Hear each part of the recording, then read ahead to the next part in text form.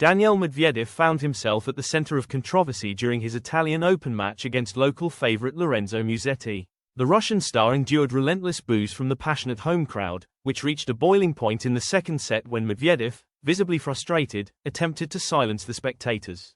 Trailing 7-5, 5-3, Medvedev turned to the stands and raised his finger to his lips in a clear, shush, gesture.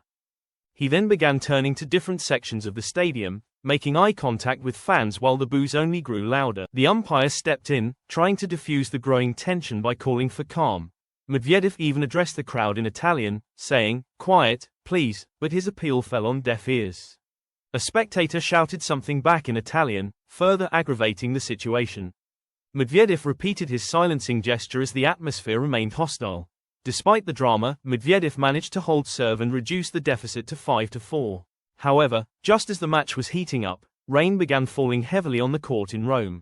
Both players attempted to continue playing through the downpour, but conditions quickly deteriorated. Musetti managed to win a point with a drop shot that barely bounced on the wet clay, demonstrating how the weather was beginning to affect play. At 5-4 and 40-30, Musetti reached match point, but before he could convert, the match was suspended due to the rain. For over an hour, tournament staff worked to dry the court, while spectators waited anxiously to see if the Italian would finish the job. Once play resumed, Musetti showed no signs of nerves.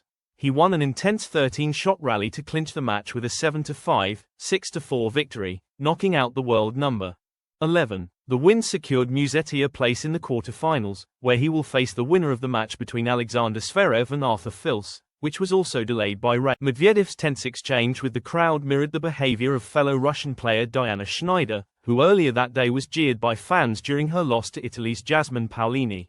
Schneider, frustrated by the crowd's reaction after losing her serve, sarcastically encouraged more jeers by waving her arms in mock approval. Paolini's win marked a significant milestone, making her the first Italian woman since Sara Errani in 2014 to reach the Italian Open semi-finals.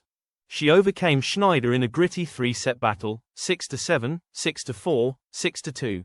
The Italian Open continues to deliver both high drama and passionate fan engagement, with tensions between players and crowd showing no signs of cooling down.